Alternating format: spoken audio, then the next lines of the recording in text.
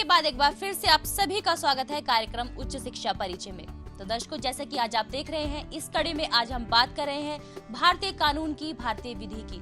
तो चलिए भारती जी के साथ आगे बढ़ाते हैं अपनी वार्ता को।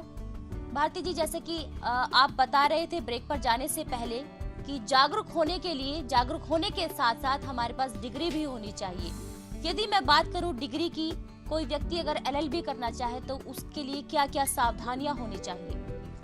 बड़ा अच्छा प्रश्न है और आपके मंच के माध्यम से मैं सभी दर्शकों को बताना चाहूंगा कि यदि आप लॉ ग्रेजुएट होना चाहते हैं, LLB करना चाहते हैं, चाहे ग्रेजुएशन के बाद 3 साल की या 12th के बाद 10+2 के बाद 5 साल की, तो पहले देख लीजिए कि centre of legal education bar council of India से अप्रूव होना चाहिए। वो एफिलिएटेड होना चाहिए किसी ना किसी यूनिवर्सिटी से। यूनिवर्सिटी का नाम UGC की लिस्ट के अंदर होना चाहिए। वहां पर फुल टाइम रेगुलर फैकल्टीज मौजूद होने चाहिए।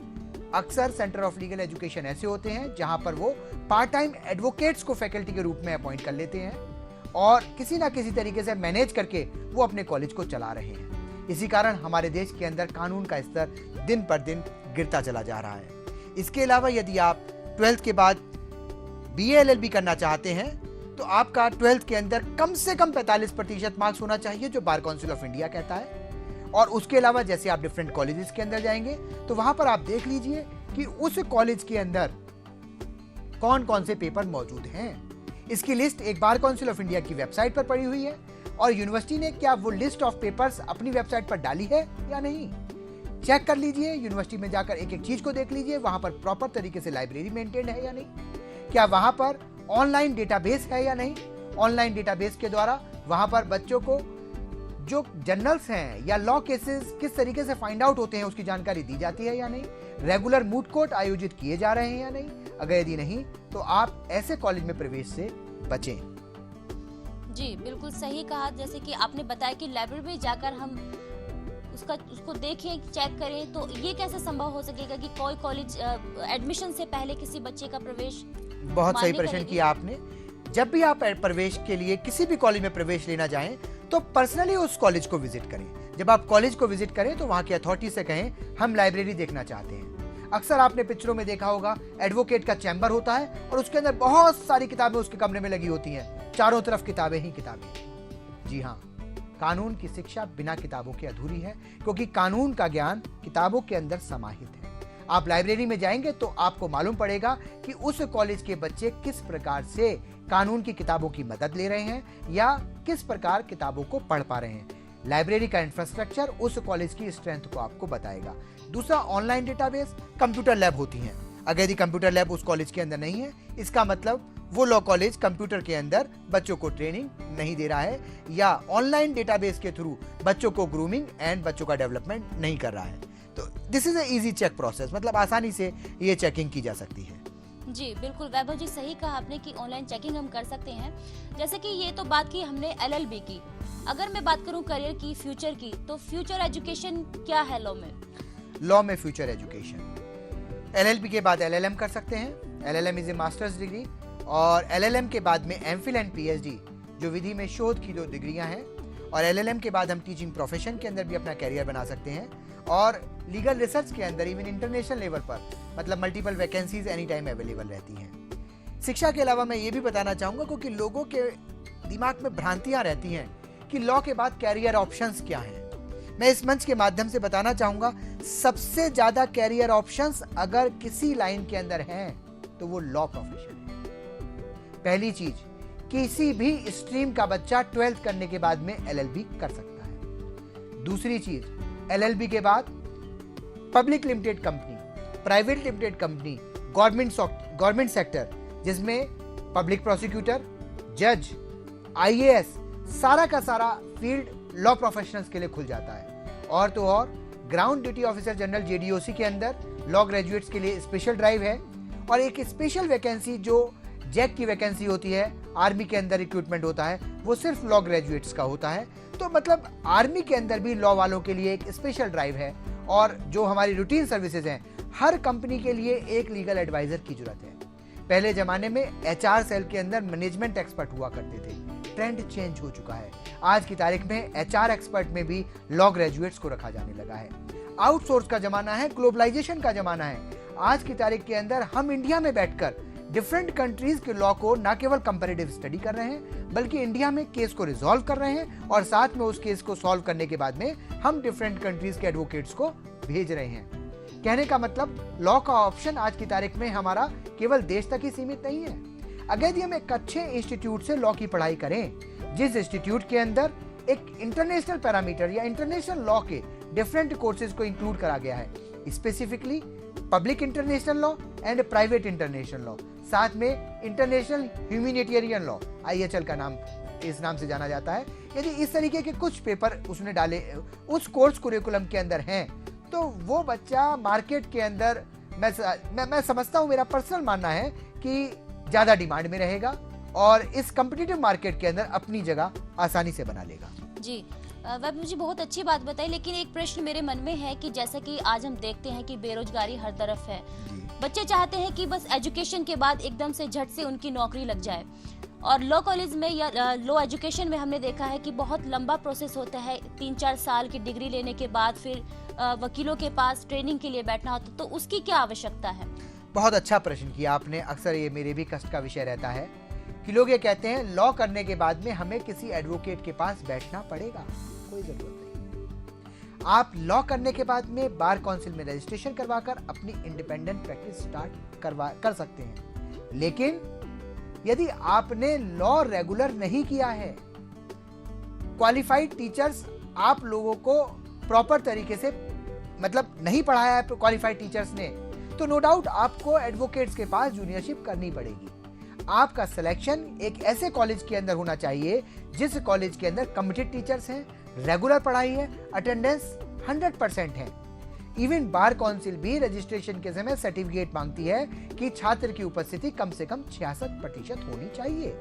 कुछ इंस्टीट्यूट फेक सर्टिफिकेट दे देते हैं, कुछ इंस्टीट्यूट नहीं देते हैं। ये आपके ऊपर डिपेंड करता है, छात्र के ऊपर डिपेंड करता है वो किस तरीके से अपने आप को डेवलप करना चाहता है। जहां तक तुरंत नौकरी का प्रश्न है, तो मैं कहूंगा कि शायद जितने ज्यादा ऑप्शन लॉ करने के बाद हैं, इतने ज्यादा ऑप्शन किसी भी प्रोफेशन के अंदर नहीं। प्रोफेसर वैभव, इतनी सारी बातें आपने अपने कॉलेज के बारे में बताई, तो यही मैं प्रश्न आपसे पूछना चाहूंगी कि जैसे कि आपने मानकों की बात की, तो क्या सुभारती लॉ कॉलेज में वो क्राइटेरिया है, वो मानक है जिसके बारे में आपने बताया, क्या पूरी फैकल्टी है आपके पास जो कि बच्चों को लॉ कॉलेज में एजुकेशन दे सके?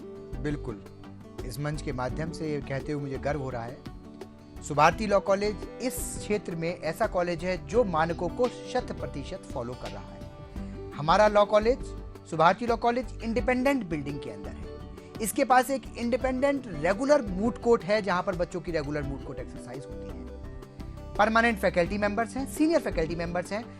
हमारे यहाँ आधे से ज्यादा फैकल्टी मेंबर्स ऐसे हैं जो 10 से 12 साल की सीनियरिटी रखते हैं। हमारे यहाँ रेगुलर सेमिनार्स होते हैं। हमारे यहाँ रेगुलर बच्चों को national international moot court competitions में पार्टिसिपेट करने के लिए भेजा जाता है। इवन उससे अलग हटके बताऊंगा कि इवैल्यूएशन पैटर्न जो नॉर्मली यूनिवर्सिटीज फॉलो नहीं करती हैं, हमारी यूनिवर्सिटी इवैल्यूएशन पैटर्न के अंदर मेजॉरिटी का more than 70% examination and evaluation जो है एक्सटर्नल कराती है, जो ये बताता है कि हमारी यूनिवर्सिटी पारदर्शिता के अंदर बाकी जगह से बेहतर है। प्रोफेसर वैभव, आपने इतनी सारी बातें अपने कानून की बताई, विधि की बताई। जैसे कि आजकल हम देख रहे हैं कि समाज में बहुत सारे कॉलेज हैं जो हर क्षेत्र में हर तरह की कॉलेज खोल रहे हैं, तो सबसे बेहतर कॉलेज क्यों है आपका, या फिर आपके ही कॉलेज में बच्चा एडमिशन क्यों ले? बहुत अच्छा प्रश्न है। आपसे एक प्रश्न पूछना चाहूंगा, आपका छोटा भाई या आपका छोटी बहन, आप उसको कैसे कॉलेज में पढ़ाना चाहेंगे? जी बिल्कुल सही सर, आपने पूछा कि मैं तो सबसे बेहतर जो कॉलेज होगा उसी में अपने छोटे भाई को, अपनी बहन को पढ़ाना चाहूंगा। आपने कहा बेहतर, मेरा नजरिया कुछ अलग है। मैं अपने छोटे भाई को, अपने बच्चे को उस कॉलेज में पढ़ाना चाहूंगा जिस कॉलेज में एडमिशन कराने के बाद में मेरी सारी चिंताएं खत्म हो जाएं। ये कॉलेज की जिम्मेदारी है कि वो मेरे बच्चे को ट्रेनिंग दे, मेरे बच्चे को ग्रूम करे, मेरे बच्चे को डेवलप करे और ग्लोबल कंपटीशन के लिए उसे लायक बनाए और मेरा बच्चा किसी अच्छे पद पर पहुंचे। सुभारती लॉ कॉलेज के अंदर ये सारी चीजें हैं। सुभारती लॉ कॉलेज बच्चे से मैन टू मैन मार्किंग करके पर्सन टू पर्सन एक एक बच्चे के ऊपर कंसंट्रेट करता है। बच्चा एब्सेंट है, गार्जियन को मालूम नहीं करना, कॉलेज से बताया जाता है आज आपका बच्चा नहीं आया, बच्चा रेगुलर नहीं आएगा तो हम बच्चे को एग्जाम में नहीं बैठने देंगे। हर गार्जियन ये चाहता है बच्चा सुधरे, प्रॉपर तरीके से पढ़ाई करे, प्रॉपर कॉलेज में जाए। बच्चों की टेंडेंसी होती है कि वो बंक मारेंगे, लेकिन आज इस आधुनिकता के दौर में कॉलेज और महाविद्यालय इतने आगे निकल चुके हैं कि वो भी चाहते हैं कि बच्चे बंक मारते रहें और कॉलेज ना आए। सुभारती लॉ कॉलेज ऐसा नहीं है, वो कमिटेड है। बच्चा नहीं आएगा तो वो बच्चे के गार्जियंस को बताएगा कि हमें ऐसे बच्चे नहीं चाहिए। छटनी कर देता है बच्चों को। जो बच्चे रेगुलर प्रॉपर तरीके से पढ़ाई करेंगे वही बच्चे कॉलेज में रहेंगे। प्रोफेसर वैभव, मैं आपसे आखिरी सवाल यही पूछना चाहूंगी कि लॉ कॉलेज में पढ़ने के लिए, उसकी एजुकेशन लेने के लिए सही समय क्या है, या फिर उस एडमिशन का प्रोसीजर क्या है? बहुत अच्छा प्रश्न है। समय चल रहा है। हर साल हमारे मार्च के अंदर एडमिशन स्टार्ट हो जाते हैं। केवल 120 सीटें हैं और 2 तरीके हैं एडमिशन लेने के। एक तो नेशनल लेवल पर टेस्ट होता है, एलसेट, लॉ सेट बुलाया जाता है, लॉ एडमिशन एंट्रेंस टेस्ट। दूसरा हमारा सुभारती यूनिवर्सिटी एडमिशन टेस्ट होता है। तो दोनों में से यदि बच्चा किसी भी एंट्रेंस को पास कर लेता है तो उसका एडमिशन सुभारती लॉ कॉलेज के अंदर हो सकता है। जो बच्चा 75% से ज्यादा 10+2 के अंदर मार्क्स लाता है उसको हम डायरेक्ट एडमिशन भी देते हैं। इस सबसे पहले जो मेरी पर्सनल लेवल पर रिक्वायरमेंट रहती है, कमिटमेंट बच्चे का कि वो कॉलेज के अंदर 100% उपस्थितियां देगा। स्टूडेंट मस्ट बी रेगुलर, वो 100% कॉलेज के अंदर आएगा। तो इस प्रकार यदि कोई सुभारती लॉ कॉलेज से BLLB करना चाहता है तो 15 जुलाई तक कॉलेज में संपर्क करके अपना प्रवेश सुनिश्चित करा लें। हमारे कॉलेज में जो हमारी रेगुलर क्लासेस हैं वो जुलाई के आखिरी सप्ताह से आरंभ हो जाएंगी। इस प्रवेश की सूचना के अलावा मैं एक बात जरूर इस मंच के माध्यम से कहना चाहूंगा, इस प्रकार का कार्यक्रम होता रहना चाहिए। ये सुभारती मीडिया चैनल की पहली पहल कि जो शिक्षा एक परिचय इन्होंने और शिक्षा का एक जागरूकता संबंधी अभियान जो इन्होंने चलाया, ये जन साधारण के लिए बड़ा आवश्यक है।